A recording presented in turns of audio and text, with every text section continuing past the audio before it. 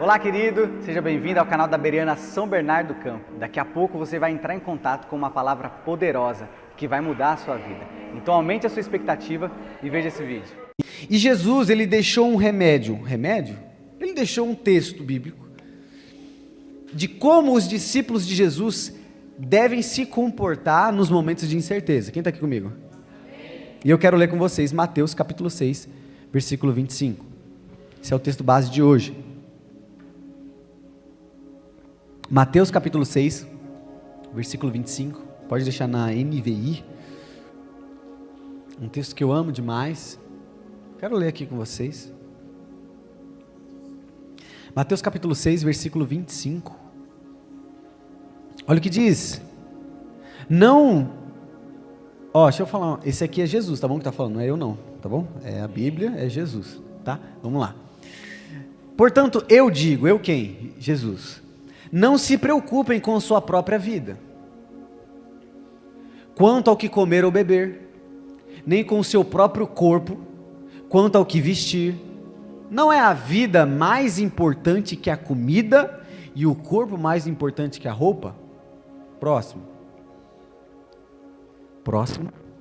Observem as aves do céu, não semeiam, nem colhem, nem armazenam em celeiros, contudo, o Pai, quem que faz isso, gente? O Pai Celestial as alimenta. Não tem vocês muito mais valor do que elas? Jesus está perguntando. Quem de vocês, por mais que se preocupe, pode acrescentar uma hora que seja a sua vida? Jesus, está travando o computador? Me ajuda aí. Por que vocês se preocupam com roupas? Vejam como crescem os lírios do campo, eles não trabalham e nem tecem.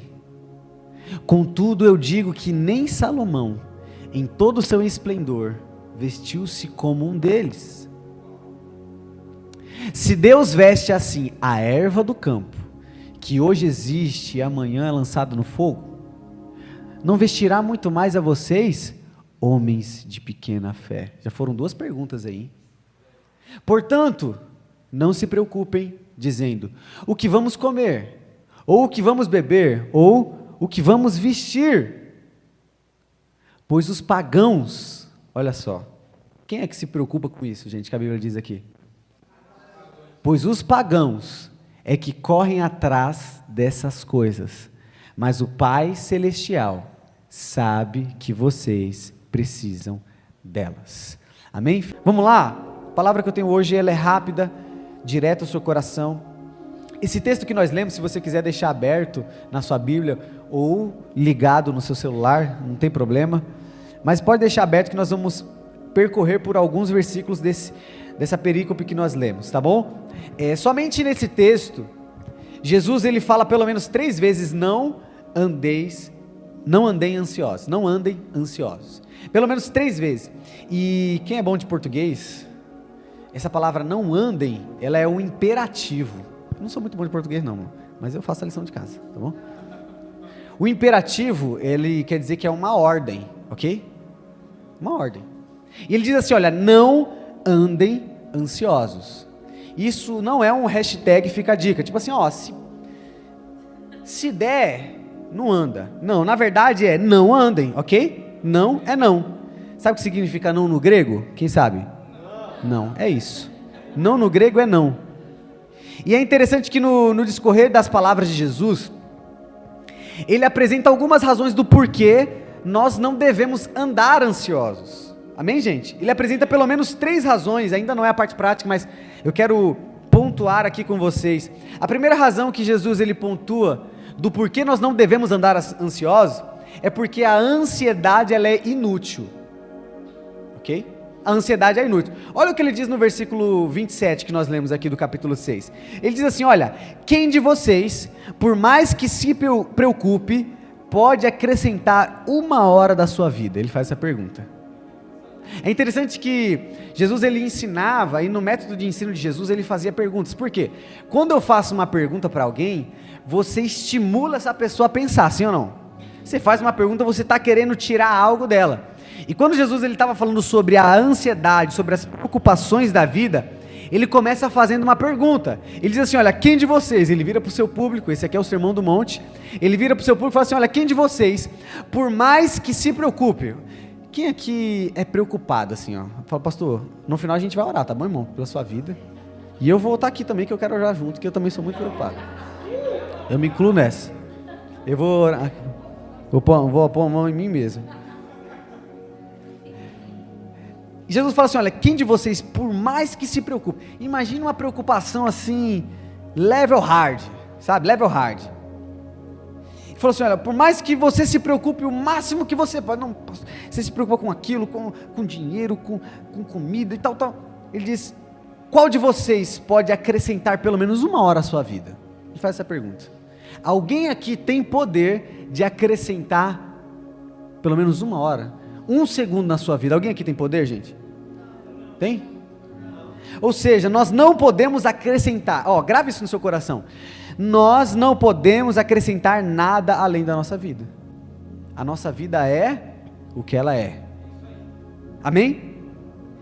Há uma frase que eu li, que ela diz assim, que a ansiedade, ela não resolve o nosso problema da manhã e rouba a nossa energia do hoje. Ansiedade é isso, ansiedade ela não vai resolver o problema de amanhã, e ela vai roubar a nossa energia hoje, porque a gente vai ficar preocupado com amanhã, o amanhã não vai ser resolvido, e o nosso hoje já acabou. Quem já está se identificando com alguma coisa assim do tipo? Ou seja, a ansiedade, ela é uma preocupação destruidora. A ansiedade, ela é uma preocupação destruidora para a nossa vida. Na Bíblia, olha que eu já li a Bíblia inteira, tá bom, gente? Já li, já fiz meu papel de casa. Na Bíblia, não existe, eu nunca vi, se você viu algum personagem, pode me corrigir. Na Bíblia, eu nunca vi uma pessoa que ficou ansiosa ter a vida dela aumentada. Eu nunca vi. Alguém aqui já viu alguma história parecida assim? Eu já vi todos os personagens da Bíblia. Só que, pelo contrário, a Bíblia apresenta um homem que teve a sua vida acrescentada. E não foi por causa da ansiedade. Quantos aqui conhecem a história do rei Ezequias?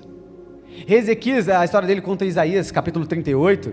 Olha só, o profeta, que na época que profetizava era Isaías, o profeta, irmão, quando o profeta chegava o negócio, sabe as irmãs do coque da revelação? Aqui na nossa igreja a gente está num 2.0. Se você acompanha os stories aí de sexta-feira da sala de oração, as nossas irmãs do coque virou as irmãs da manta. Depois eu vou postar a foto lá no grupo da igreja. Mas eu me lembro, eu fui criado na raiz assembleana, né? Que a gente tinha medo daquela irmã, a irmã do coque, a irmã que orava, sabe a irmã que orava? Tem irmã, irmão, que, sabe, também tem, sabe aquela criança que olha para você e sabe, que você fala assim, mano, ela sabe do meu pecado. Meu Deus. A criança, geralmente ela tem aquele dentinho assim, curvado assim, que chupou muita chupeta, aquela ali, irmão, perigoso. Mas na Bíblia, eu nunca vi nenhuma história de alguém que teve a sua vida acrescentada pela preocupação. Isaías, de repente, chega, e quando o profeta chega, o negócio é diferente. Você vai ver em diversas partes da Bíblia, a pessoa perguntando, a sua vinda é de paz? Porque, irmão, o negócio, né? Sua vinda é de paz. O profeta Isaías chega, e ele diz assim, olha, põe a tua casa em ordem. Meu Deus, essa aqui é clássica, hein? Põe a tua casa em ordem, porque você vai morrer. Essa foi a profecia de Isaías. Mas imagina um profeta chegando para você e falando assim, olha, é o seguinte, põe a sua, quando ele fala casa, ele está falando da geração dele, não era nem ele, tá bom, irmão? Esquece, porque a sentença dele era a morte, amém? Isaías capítulo 38 diz isso. Está aqui para a gente? Vamos lá, ó. Naqueles dias Ezequias ficou doente, à beira da morte, e o profeta Isaías, filho de Amós, foi visitá-lo e lhe disse, assim diz o Senhor, ponha a casa em ordem, porque você vai morrer, você não se recuperará. Ó, essa profecia aqui ninguém quer receber, né, irmão? Mas Ezequias recebeu. E olha que interessante, a atitude de Ezequias. Coloca o versículo 2 para a gente, Bruno. A atitude de Ezequias. Ezequias virou o rosto para a parede e fez o que, gente? Ele fez o quê? Ele orou ao Senhor. Olha a oração dele, versículo 3. Lembra-te, Senhor, de como tenho te servido com fidelidade e com devoção sincera, e tenho feito o que tu aprovas. E Ezequias chorou amargamente. Coloca o próximo versículo. Então a palavra do Senhor veio a Isaías. Olha só, eu imagino aqui Isaías chegando e falou assim: olha, põe a casa de ordem, você vai morrer. Ele volta. Aí nesse meio tempo, Ezequias está chorando, orando. O que ele estava fazendo, gente? Orando. Chorando, orando, dá tudo, irmão. Isaías saiu. De repente, Deus veio para Isaías e falou assim: ixi, volta lá. Volta lá que aconteceu alguma coisa. Aconteceu um negócio diferente. Agora eu estou te dando uma outra palavra, porque profeta que é profeta, ouve a Deus, né, irmão? Aí ele volta. Aí coloca o próximo versículo, Bruno. Ele volta. Ele diz: vá dizer a Ezequias, olha Deus falando, assim diz o Senhor, o Deus de seu antepassado Davi, ouvi a sua oração e vi as suas lágrimas, acrescentarei 15 anos da sua vida. Irmão, Deus não ouve a sua preocupação, Deus não ouve a sua murmuração, Ele ouve a sua oração, Ele pode ouvir até mesmo as suas lágrimas, e Ele pode dizer para você: eu vou acrescentar. A sua preocupação pode não acrescentar em nada, mas a sua oração, ou a sua preocupação lançada no lugar certo, pode mudar a sua vida. Primeira coisa que eu aprendo é que a ansiedade ela é inútil, e ela não acrescenta nada em nossa vida. Filipenses capítulo 4, versículo 6 diz assim, olha, não andem ansiosos por coisa alguma, mas em tudo pela oração e súplicas, e com ação de graças, apresentem seus pedidos a Deus. Primeira razão que Jesus nos dá é que a ansiedade ela é inútil. Por quê? Porque ela não vai produzir nada em nós. Amém, gente? Ansiedade não vai produzir nada em nós. Segunda razão que Jesus nos apresenta é que a ansiedade, ela é pecado. Pastor, não, agora não. Não, mano, não é eu. Não sou eu, é Jesus. Ansiedade é pecado. Pastor, por que é pecado? Ansiedade, ela destrói a sua vida espiritual. A ansiedade, ela pode destruir a sua família, ela pode destruir as suas relações, ela pode destruir a sua vida emocional. E sabe o que Jesus está querendo dizer, irmão? No versículo 30, sabe o que ele fala? Na segunda pergunta que ele faz: por que vocês estão ansiosos? Homens de pequena fé. Jesus liga a fé à ansiedade. Aqui nós temos uma lição muito importante. É que quanto menos fé, mais ansiedade. Quanto mais fé, menos ansiedade. Sabe por quê? Porque a falta de fé revela incredulidade. Sabe, irmão, no fim, a nossa falta de fé revela que nós não confiamos em Deus. Eu sei que é duro falar isso, mas o próprio Jesus, não é duro, né, Mateus? Mas Jesus fala assim: olha, vocês não têm fé. A fé de vocês é pequena. Porque vocês estão preocupados com coisas que vocês não devem se preocupar. E a Bíblia diz que sem fé é impossível agradar a Deus. Porque é necessário, olha só, que aquele que se aproxima do Senhor, crê que Ele exista e que Ele é galardoador daqueles que o buscam. Pastor, que palavra difícil, galardoador é recompensador. Sabe, irmão, Jesus fala para nós que a ansiedade é pecado. Porque a ansiedade, ela não me faz crer no cuidado de Deus. A ansiedade não me faz ver que Deus ainda continua no controle. Amém? Nós falamos um pouco sobre isso semana passada. Então vamos lá. A primeira razão que Jesus dá é que a ansiedade ela é inútil. Segundo, que a ansiedade é pecado. E terceiro, é que a ansiedade ela vai destruir o seu testemunho. Pastor, como assim? Irmão, a ansiedade ela vai destruir o seu testemunho para com os seus amigos, filhos e família. Pastor, por quê? No Mateus 6, capítulo 30, no versículo 32, ele diz assim: pois é os pagãos que correm atrás disso. Porque a ansiedade nos faz correr atrás de algo que não era para a gente correr. E Jesus classifica esse tipo de pessoa como pagão.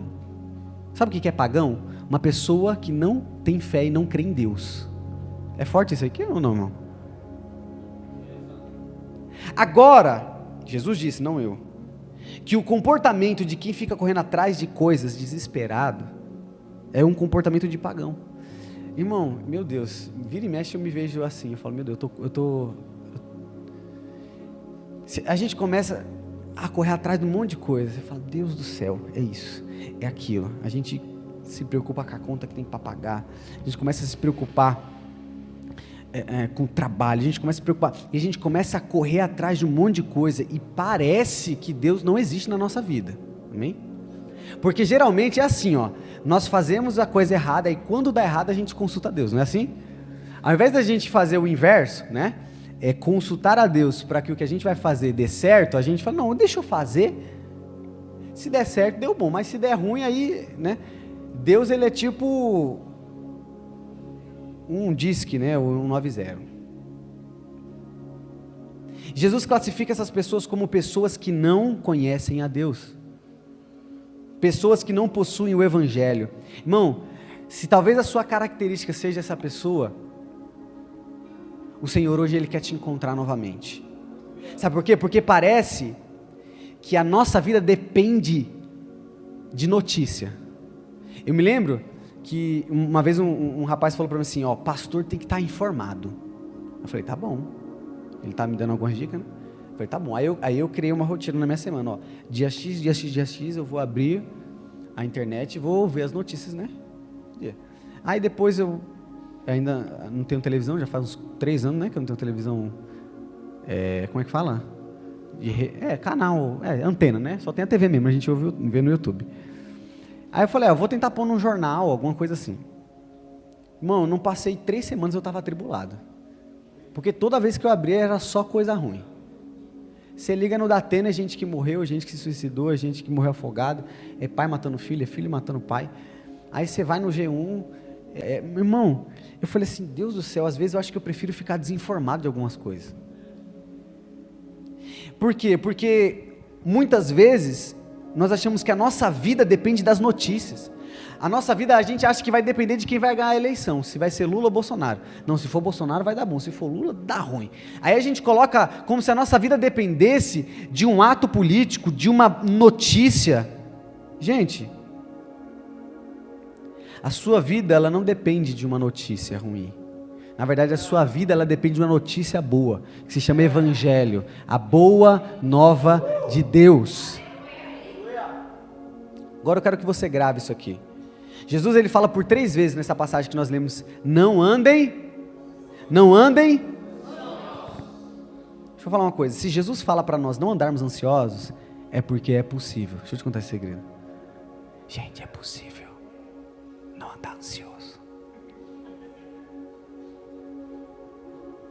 Jesus não queria nos pedir algo que nós não fôssemos capazes de fazer. Eu posso ouvir um amém? Então, eu creio que a pergunta que soa dentro do seu coração e do meu coração é, pastor, então, é a palavra mais buscada no Google. Em inglês é how. Irmão, eu estou começando a fazer aula de inglês. Daqui a pouco eu vou estar falando aqui, irmão, você precisa mudar o seu mindset. Brincadeira, não. Mas, sabe qual é a palavra mais buscada no Google? Como? É a palavra mais buscada. Porque nós estamos sempre em busca de respostas. Eu principalmente quando é para fazer alguma coisa, cozinhar, né? Como faz isso? Como faz aquilo? Então, talvez a pergunta que surja na sua mente é, pastor, como eu posso vencer a ansiedade? E eu quero te dar uma boa notícia. Posso te dar uma boa notícia? Jesus nos falou como, no texto que nós lemos. E vai ficar tão fácil para você, porque eu separei esses próximos 3 pontos, vai ser muito rápido, como os 3 P's para vencer a ansiedade. Ó, essa aí é para você vender curso na internet. Os 3 P's para vencer a ansiedade. Meu Deus. Mas para o ensino também é fácil, para memorizar, né? Vamos lá para os 3 P. Primeiro, pare. Repita comigo, pare. Pense. Priorize. Vamos de novo? Pare. Pense. Priorize. Jesus nos deixou um caminho, e o primeiro caminho que ele diz é, pare. Quando Jesus fala assim, olha, no versículo 34, basta para cada dia o seu mal, é isso que ele disse? Aqui Jesus está nos ensinando uma lição muito importante. Pastor, sabe qual é? Fala assim, qual é, pastor? Pergunta de mim. a estabelecer limites para a nossa vida. E até mesmo limites de reclamação. Meu Deus, vai doer, irmão. Cada dia tem um limite, irmão. Limite de preocupação, limite de tarefas. Meu Deus, sabe por quê? Porque a gente, se deixar, a gente quer cobrar o escanteio, correr, pular para cabecear, virar o goleiro e tentar defender o que a gente cabeceou. A gente precisa entender que a nossa vida precisa ter um limite do que nós devemos fazer ou não, amém, gente? Deixa eu te contar um segredo, que não é um segredo, você é limitado, você sabia disso? Meu Deus, pastor, eu não sabia que eu era limitado, não. Você é limitado, eu sou limitado, nós somos limitados, então pare de assumir responsabilidades que o Senhor não colocou para você. Sabe qual é o nosso problema? Que é uma frase que todo mundo diz, o brasileiro não conhece a palavra limite. Nós queremos salvar o mundo. E com isso nós impomos um fardo em nós maior do que o Jesus já colocou para nós. Ele diz, a proposta de Jesus é: troca o seu fardo com o meu. Não é continue com o seu fardo e acrescente o meu, não. Jesus nem falou que a gente não teria nenhum fardo, porque essa é uma mentira, mas ele disse, vocês vão ter um fardo. Só que se você decidir trocar o seu com o meu fardo, meu jugo, ele é leve e suave. Aí, irmão, aí você decide se você quer andar com o seu fardo ou com o que um Jesus tem para você, amém? E eu tenho aprendido que existe uma diferença muito grande entre murmurar e lamentar, porque lamentar é algo bíblico, amém? Se você começa a ler o Salmo, você vai ver, irmão, é só lamento, meu Deus. Por exemplo, Salmo 21 ou 22, que é o salmo que Jesus exclama na cruz, ele diz, Deus meu, por que me desamparaste? É de um salmo. Irmão, lamentação é tão bíblico que existe um livro só de lamentações. Lamentações de Jeremias. Imagina um cara escrever um livro só se lamentando. Jeremias. Mas existe uma diferença, porque murmurar é eu reclamar por falta de fé. Lamentar é eu estar por fora acreditando que Deus ainda continua no controle. Amém, gente? Então, qual é o primeiro caminho que Jesus nos dá? Pare. Organize as coisas na sua vida. Meu Deus do céu. Delegue, que você não é super-homem e nem a Mulher Maravilha. Esse foi o princípio. Moisés estava com mais de 3 milhões de pessoas, ele queria salvar o mundo, irmão. 3 milhões de pessoas num deserto. De repente o sogro, hein? Conselho de sogro. O sogro olha para ele e fala assim, Moisés, você vai morrer, cara. Porque Moisés ficava o dia todo atendendo o povo. Aí eu via. Imagina, irmão, se é difícil hoje com a nossa igreja, com 60 pessoas, eu consegui falar com todo mundo, né? Num período de um mês. Imagina com 3 milhões. Esquece, irmão, não dá, né? Jetro. Olha para aquela situação e fala assim, Moisés, deixa eu falar o seguinte, deixa eu falar uma coisa para você. Cara, organize, separe, escolha homens sábios, você vai impor a mão sobre eles, o Espírito Santo vai descer sobre eles, e delegue, para que um cuide de 1000, outro cuide de 100, outro cuide de 50, e aí só aquilo que for mais grave chega até você. E aí quando Moisés decidiu fazer aquilo, a vida dele, imagine, irmão, a cabeça de Moisés ouvindo mais de 200 problemas por dia, meu Deus, e o problema do seu Zé, que mora ali no deserto, do lado da barraca tal, ele falou que, meu Deus, imagine ele pensando em todos os problemas. Sabe qual que é o problema? É que muitas vezes a nossa vida é igual uma gaveta bagunçada, a gente não sabe o que vai fazer, a gente não organiza. Se tem uma coisa que eu tenho aprendido, irmão, é organizar. Eu ainda estou lutando muito sobre isso, mas a organização nos faz saber o que nós vamos fazer no outro dia. Você sabe o que mais tira a nossa inquietação? É a gente não saber o que nós vamos fazer. É quando você acorda e fala, meu Deus, e agora? O que eu faço? E aí quando você lembra do que você tinha que fazer, você já não tem mais tempo. Ou é só comigo que acontece isso? Aí você não tem mais tempo, você fala, meu Deus, aí eu tenho que fazer o que eu tinha que fazer na segunda, eu tenho que fazer na terça, as coisas de terça. e segunda. Aí se você não faz na terça, na quarta você tem que fazer as coisas de segunda, da terça e a da quarta. E aí você deixa acumular, aí a sua vida vira uma bagunça. Sabe qual que é o conselho de Jesus? A primeira coisa? Pare, organize. Sabe qual foi a primeira coisa que Deus fez? Foi organizar. Ele olha para o mundo, vê um mundo sem forma e vazio e ele dá ordem ao caos. E como pastor, eu tenho aprendido uma coisa muito interessante. Eu converso com muitas, com os membros, com pessoas que me procuram, e geralmente a maioria não, a maioria está desesperada, assim, se eu falar agora eu vou morrer, não, tem que ser agora. E aí a pessoa está desesperada, pastor, tem que ser agora. E aí é interessante que quando você, não, vamos, então vamos, se está morrendo, então vamos, né? Aí você marca o horário e você vai. Aí a pessoa, ela começa a conversar, começa a falar, e aí você começa a conversar, e a pessoa começa a ver, nossa, não é que não era tão grave assim o problema?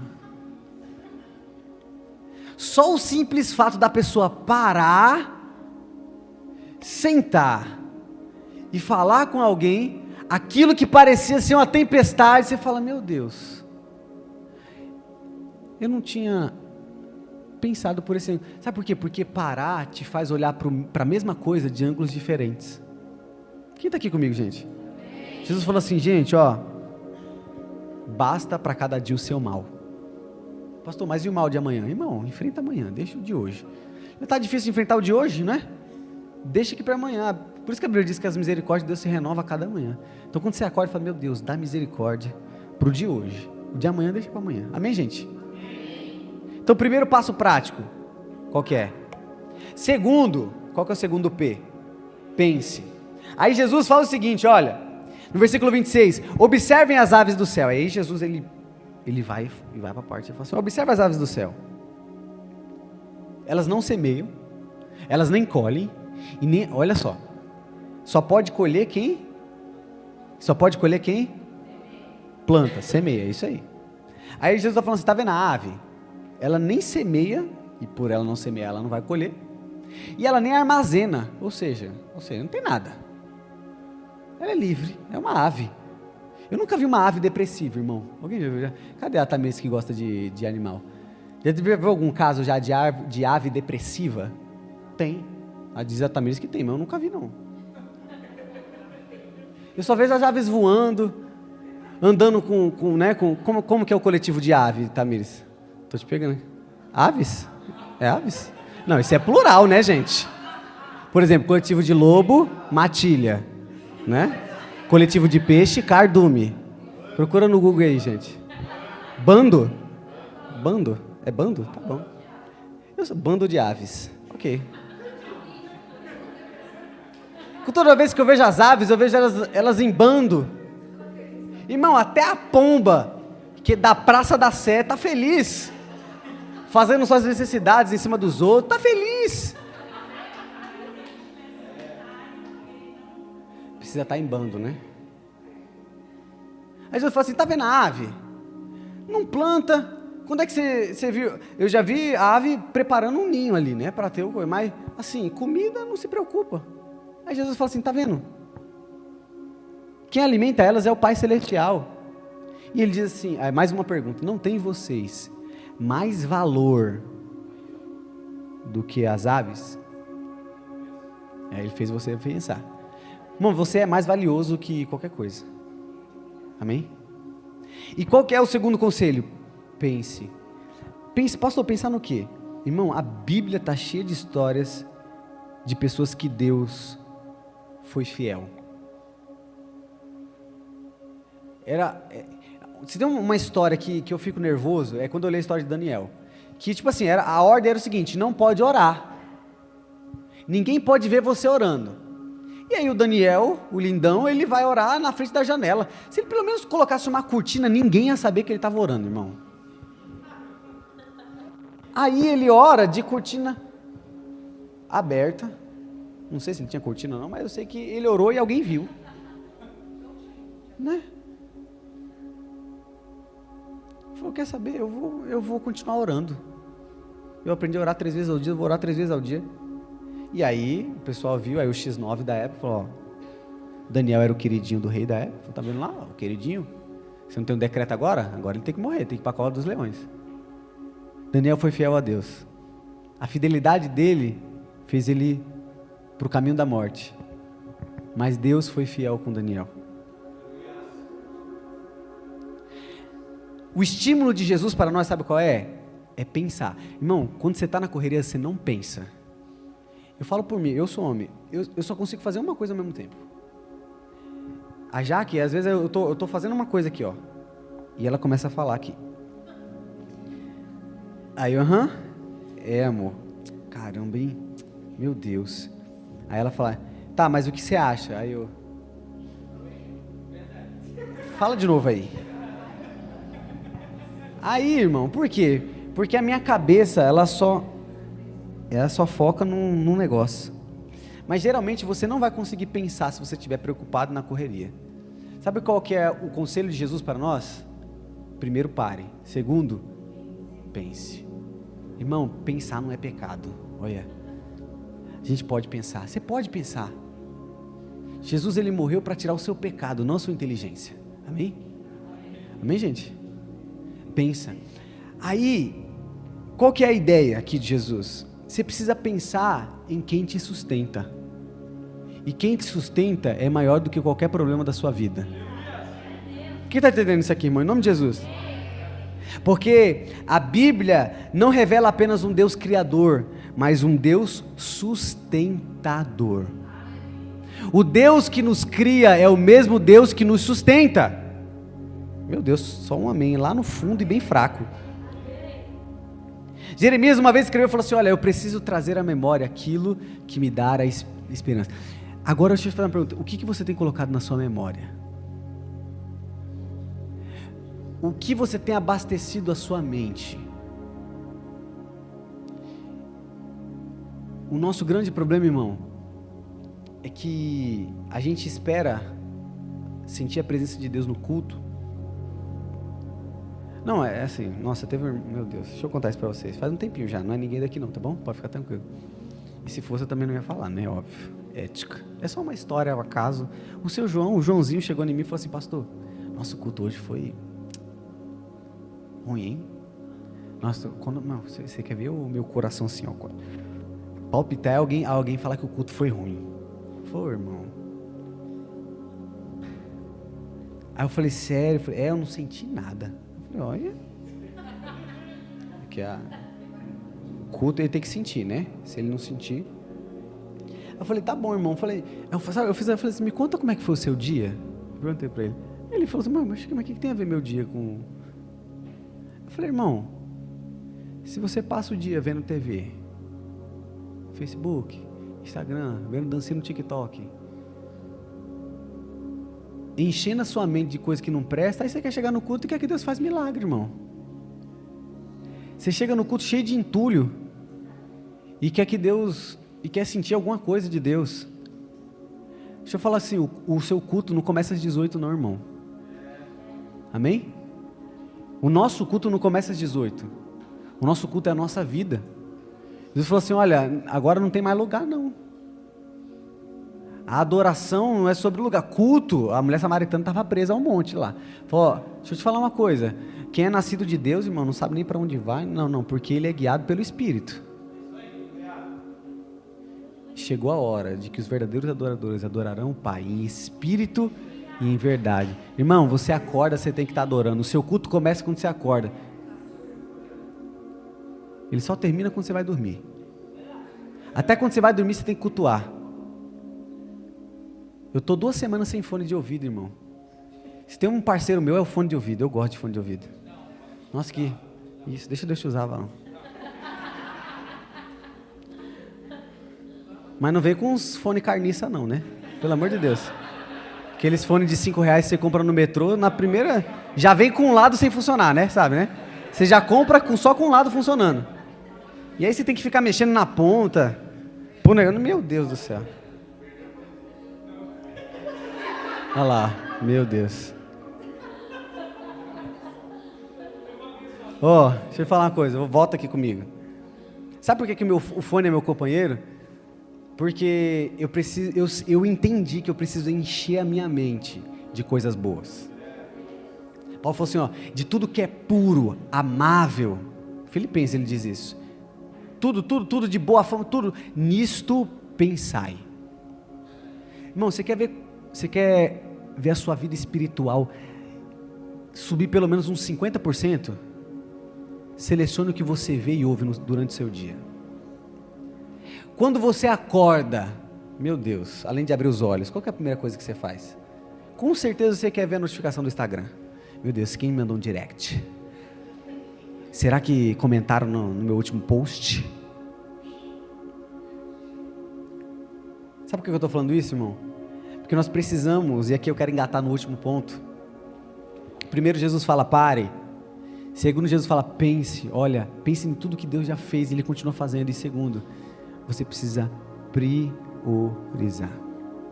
Terceiro, né? Então vamos lá. Aí você corta no YouTube, tá bom? Vai voltando. É eu que edito mesmo, então eu corto lá, não tem problema. Primeiro, qual que é o primeiro, gente? Segundo? Terceiro? Alguém que vence a ansiedade é alguém que sabe priorizar o que realmente importa na sua vida. Você sabe por que nós somos muito ansiosos? É porque nós não temos prioridades.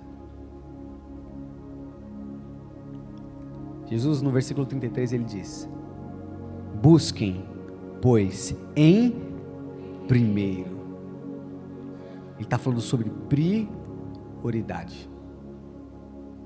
Busquem em primeiro lugar o reino de Deus e a sua, e todas essas coisas. Que coisas? Isso tudo que ele estava falando, roupa, comida, bebida, tudo isso que o pagão fica correndo atrás. Se você priorizar o reino de Deus e a justiça, tudo isso aqui é teu. Deus está falando assim, olha, você cuida das minhas coisas, que eu cuido das suas.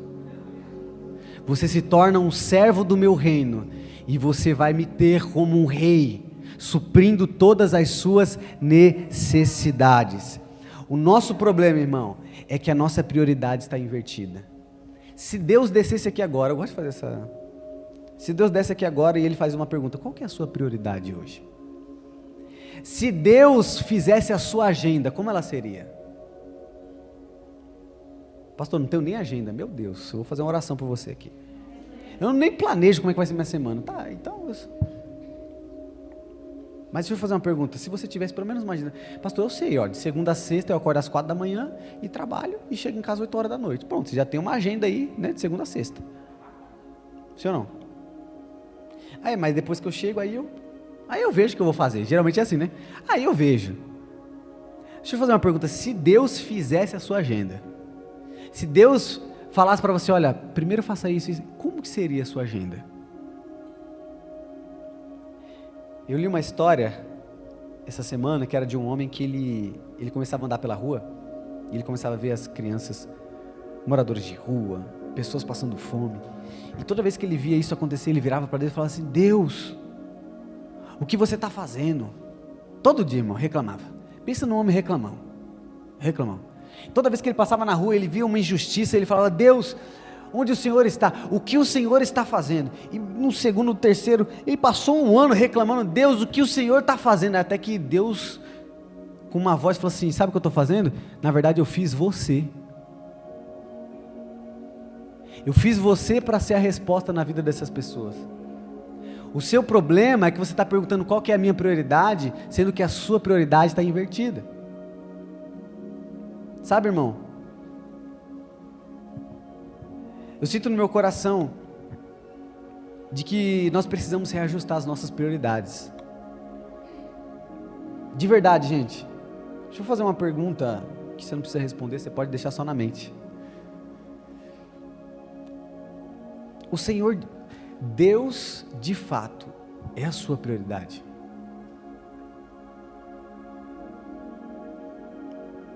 Pastor, como eu sei disso? Primeiro, olhe com que você gasta mais tempo. O que consome mais o seu tempo? Segundo, para onde vai a maior parte dos seus recursos? O Senhor, Ele quer nos fazer refletir hoje.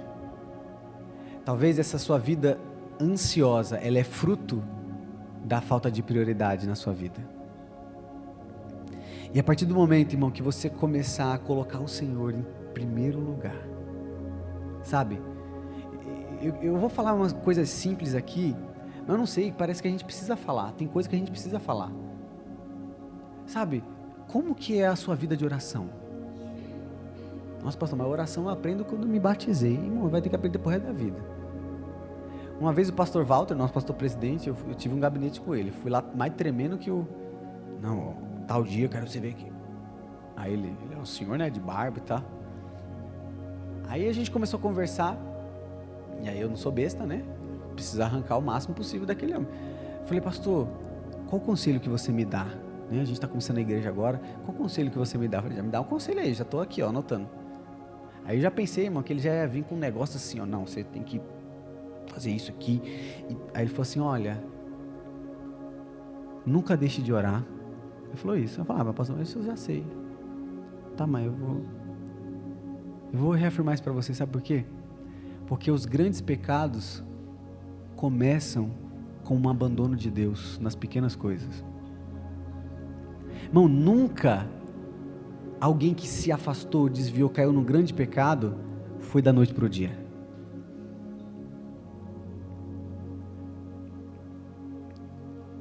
O declínio da nossa vida, ela começa aos poucos. É com o abandono de pequenos hábitos. E um deles é a oração. Um deles é a leitura da palavra. E sabe, parece besta isso que eu estou falando, mas nós precisamos voltar a isso. É porque a gente quer fazer coisas tão sensacionais que nós esquecemos da base. Irmão, você jamais vai ter sucesso em algo grande se as pequenas coisas não estiverem bem alinhadas na sua vida. Ninguém tropeça num monte, irmão. É sempre numa pequena pedra. É sempre numa guia. É sempre no móvel de casa que você bate o dedinho. É ou não é? São as pequenas coisas que roubam o Senhor da nossa vida. E a ansiedade que eu estou falando hoje é a preocupação que está no seu coração e você não sabe nem o motivo. Você fala, meu Deus, por que isso me consome tanto? E Deus está falando para você, é que a sua prioridade ainda não está estabelecida. E Jesus nos ensinou que isso afeta a nossa vida espiritual e a nossa alma. E o Senhor me direcionou essa palavra hoje porque o Senhor falava no meu coração que há pessoas nessa noite que precisam dessa liberação de dentro para fora, desse despertamento. Talvez o seu nível de ansiedade não seja tão alto, mas você tem, e você precisa que algo seja realinhado, e essa noite o Senhor marcou para realinhar no seu coração, sabe, de coisas que você fazia e que você deixou de fazer, de amar o Senhor, de estar em comunhão com os irmãos. Irmão, quantas vezes eu fui transformado, sabe como? Pegando a Bíblia e abrindo ela. Quantas respostas eu tive de Deus, simplesmente porque eu abri a Bíblia, e aquele texto tão vivo, como a palavra de Deus diz que a Bíblia, a palavra de Deus, ela é viva, ela é eficaz, ela é poderosa. Sabe, talvez você está esperando uma palavra de profecia, talvez você está esperando uma revelação de um irmão, talvez você está esperando o pastor pôr a mão na sua cabeça e liberar uma palavra. Não, irmão. Não queira que Deus fale com você através de pessoas se a sua Bíblia está fechada.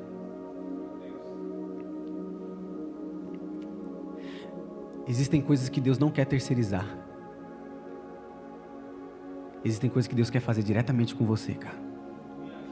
E uma delas é tirar essa ansiedade do seu coração e iniciar um relacionamento verdadeiro. Sabe, o meu coração está queimando aqui agora. Está queimando porque hoje o Senhor, Ele está amassando o nosso coração.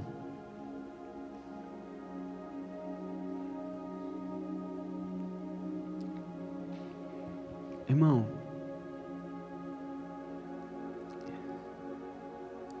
o Senhor tem saudade de algumas pessoas aqui hoje.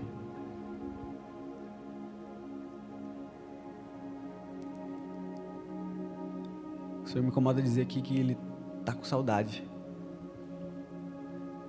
dos momentos que você orava mais, dos momentos que você acordava de manhã e falava com Ele, dos momentos que antes de tomar uma decisão você orava. Você lembra disso, cara? E o Senhor te chama hoje de volta a esse relacionamento. Você é a casa dele.